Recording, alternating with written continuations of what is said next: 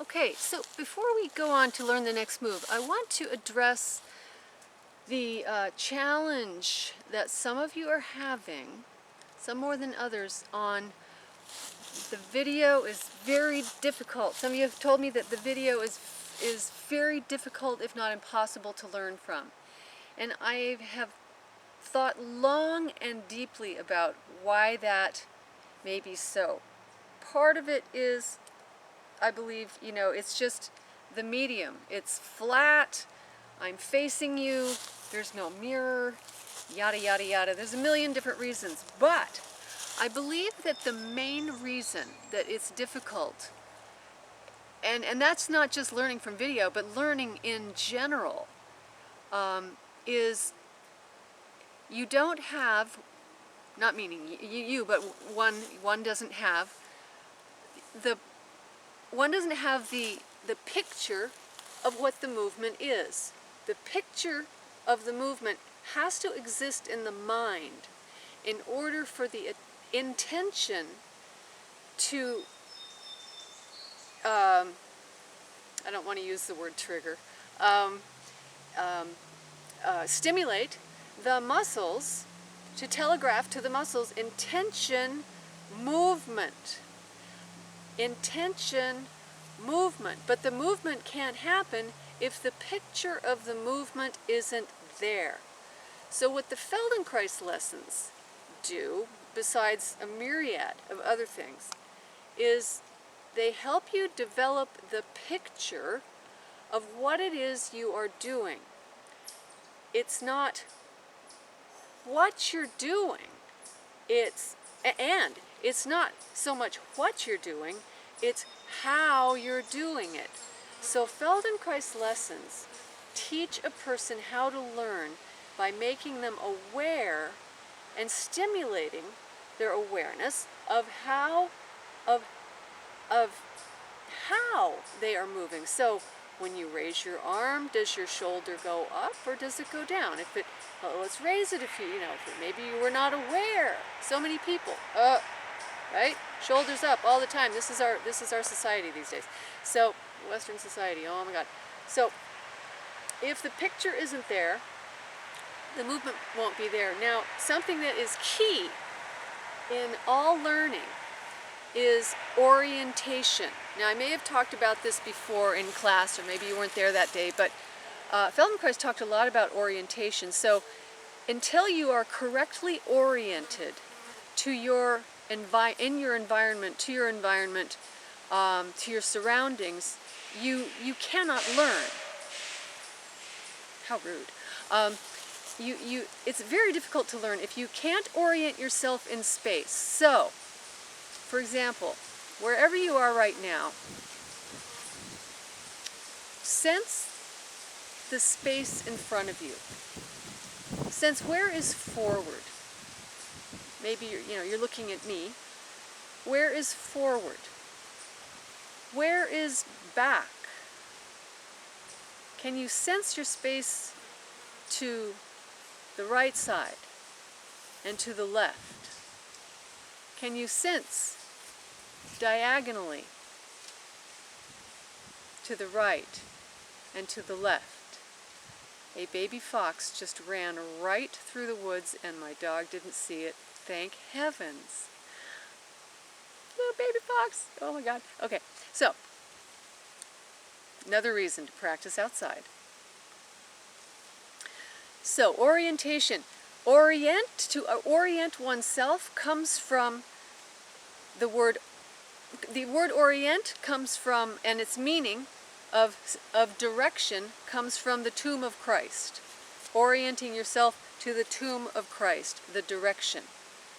You are oriented in, what is your orientation in the space, in the world? So, a little bit of interesting history. So, how we orient ourselves is important. So in learning the next move, I'm going to experiment with that concept. So please be patient with me. I'm just, you know me, I'm winging it. So if you're facing forward, let's say that I am forward and you are facing me, and I am on a hill. So, and you lift your, I'm going to go opposite you. You're going to lift your right arm, and you're going to move it to the corner, over to the right, in a simple cloud hand movement. So, you're facing forward, the arm, you make the cloud hand. That's a familiar movement, yes, because you have the picture of that movement.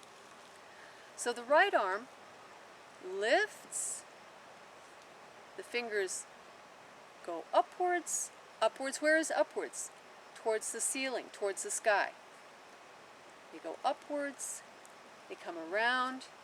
You already know, you're trained by now. This is a habit, to not bring the elbow past the knee, to have the hand oriented over the foot. Now, the next movement, the hand comes around as though to support something, and it comes back to the left. So, you make a circle. The edge of the hand, the heel of the hand, is cutting through the air. You make it comfortable. Now you can already think about, as you lift the arm, the elbow could lengthen. Oh my, what does that do? Keeping the elbow long. Not forcing it, just have the idea of that. So the weight is following the arm to the right and then back to the left. You are in a comfortable horse stance. Now, what does the other arm do? The other arm chases the right arm to the right. And it's not at the same time. So, as the right arm is making the circle and you're turning to the right corner about 45 degrees, the left arm lags behind and catches up, like the little brother that's always late.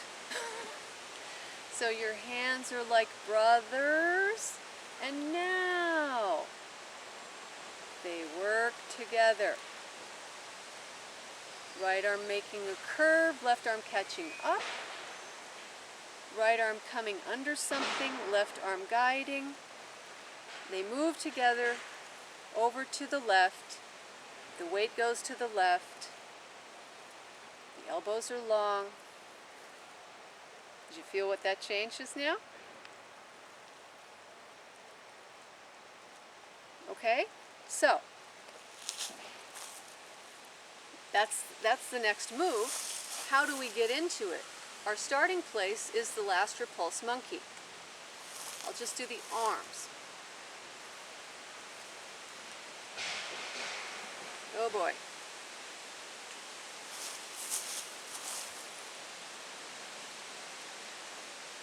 If your right arm is in front of your right leg and your left arm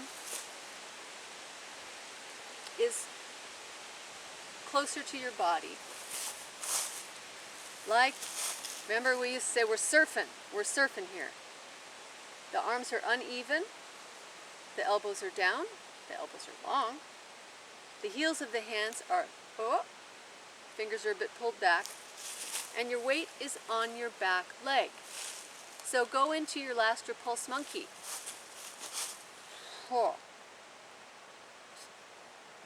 Relax.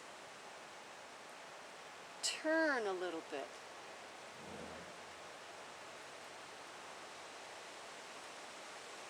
Okay? So, you're in your last repulse monkey. The weight is left. The right arm is forward over the right foot. Right elbow is over the right knee. The left arm is somewhat closer to you. Both elbows are long and rounded. So you relax, and you're going to turn a bit to your left. You're going to turn a bit to your left because you're winding up. And now, slowly turn. Your orientation. You go from facing your front leg. No. You go from facing the corner with your body. Your right leg is forward to the wall. You are not facing your front leg because that would be easy to push you over. So your front knee faces forward. If you do this facing me, it'll be your right leg forward. And that last repulse monkey, you are turning, your chest is turning away from your stroking arm, which is stroking down the bone, the forearm of the arm that you are bringing closer to you. So you're turning to your left about 45 degrees. Sink. Okay? That is the last repulse monkey. That's where you start. You relax. You paw. The right arm goes, the left arm is late, and they come together. You sink. Again, last repulse monkey. Sink, let the arms float down, relax. They're not together, they're together. Now, your right arm is coming across to your left. You're turning to the left. Keep the arm moving like you have a big belly and you're going to embrace it around your around here, the ball, remember? It just keeps going. It just changes. It morphs into a rounded shape. And the other arm comes around to embrace your right elbow. And now you've got a space here that you can pull your right arm through. And as you pull your right arm through, if you lengthen your elbow and set down the wrist, you will find yourself just going into, got your baby bird, thumb in the navel, boom, and the weight is left. So that's our first, and the movement is called, well, we call it wrap through the gap, right? But the actual name is step back and press elbow. Okay, so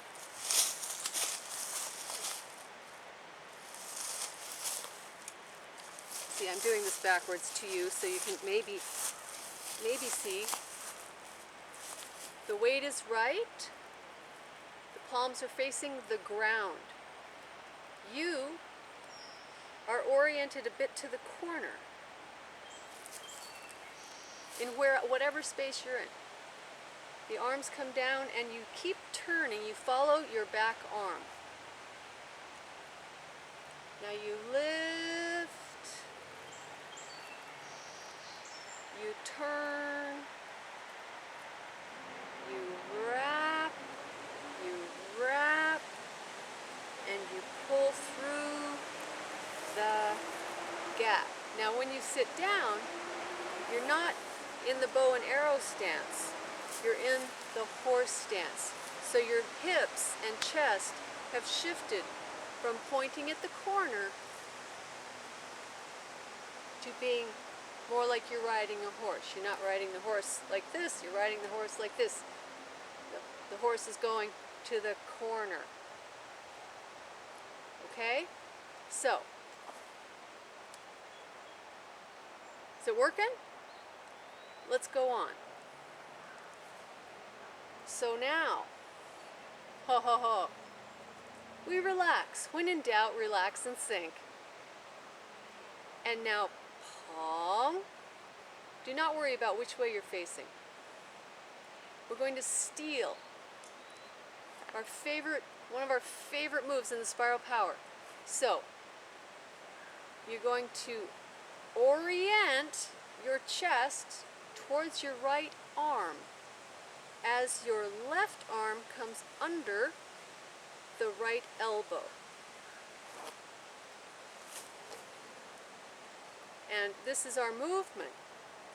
Now, what makes this movement a little tricky is that we're going to move the feet as we do this movement. We're going to move the front leg back.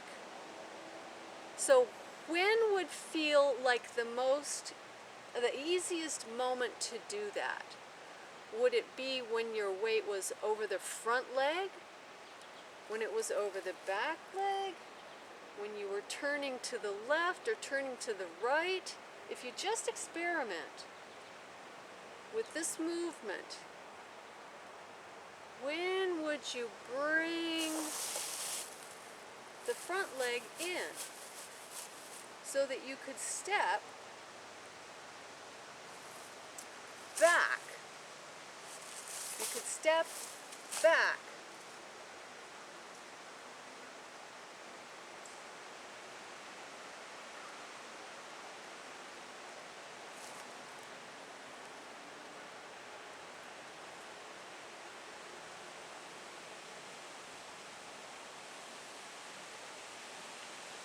Let's try. I will face in a way that I think might make sense. So, your last repulse monkey.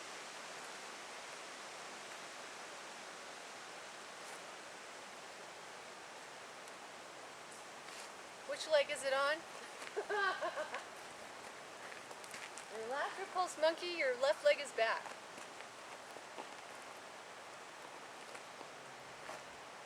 I'm facing. This is forward. My toes are facing forward. My knee is facing forward. I am not facing forward.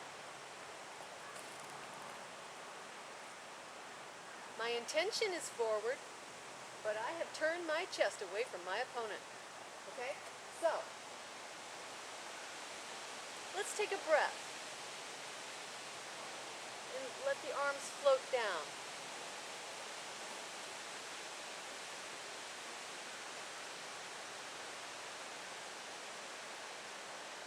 Wrap,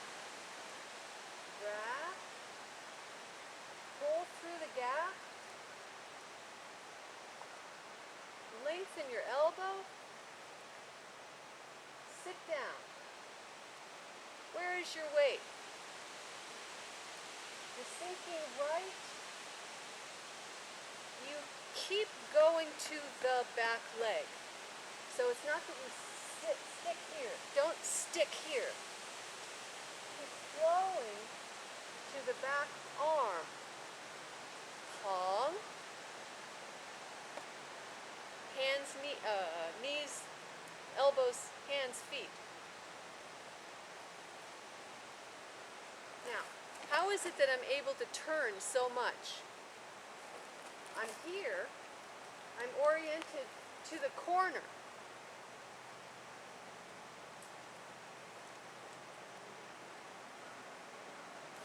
I want to pivot on my back heel so that I can turn towards my front leg.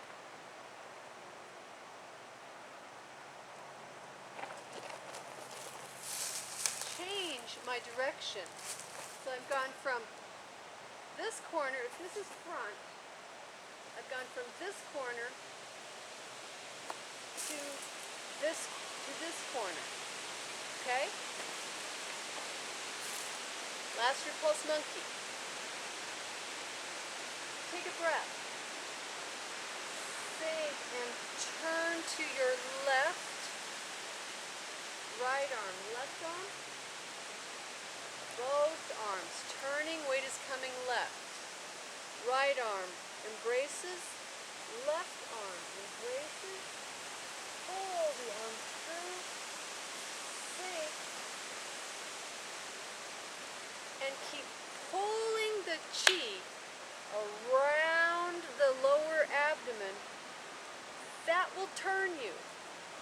That will turn you. Relax. Palm. Pivot on the back heel. Turn. When do you come back? Keep moving. Now, I'm going to turn this direction by reaching back with my leg. Pull through the gap. Sit down left and continue to the right. Both arms over. Sink. Does that make any sense? So,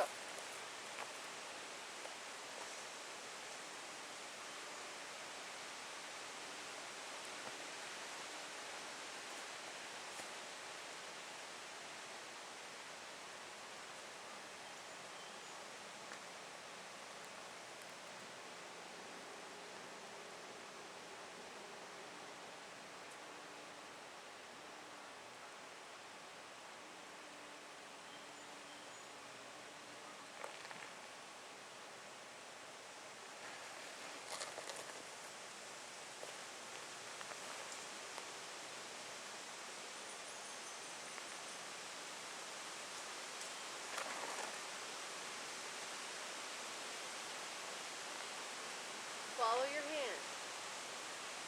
Chop. Chop.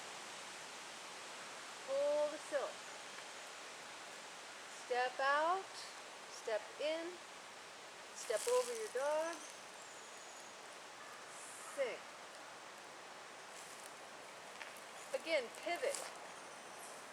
Pivot on the back heel. Open. Move to the corner.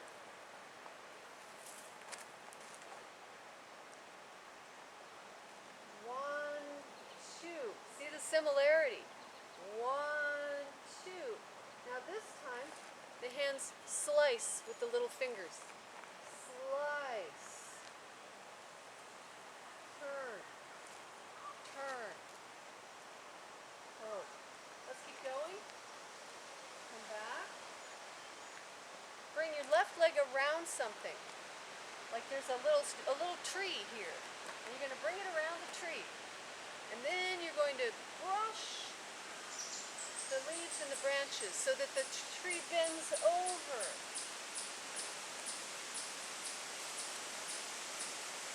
Try it on your favorite person at home. Boom. Boom. Wash the counter. Hold the grandmother's pocketbook. Catch flies. Catch flies. Protect your head.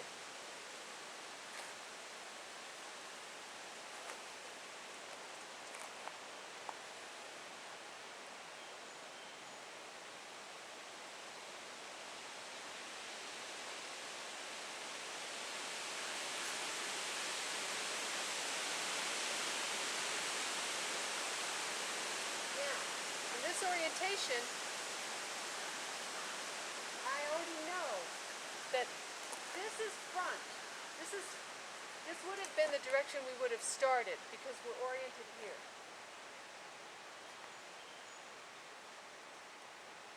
So I'm going to turn 45 degrees. Open. I'm in a horse on a diagonal. I'm going to steal. Turn. Wind it up. Set it.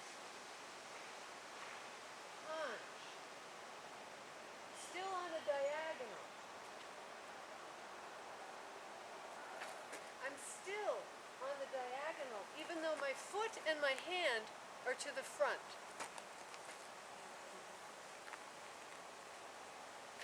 Left leg reaches back. You turn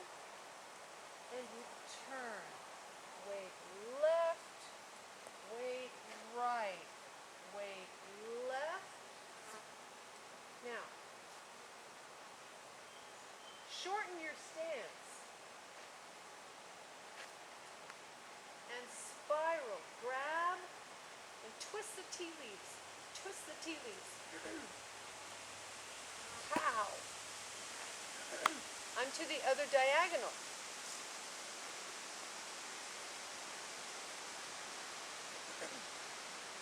Boom. Again, I am not facing front. I am not facing front. You see? And you know this movement, because we've done it at least 5,000 times in the beginning of the form. So,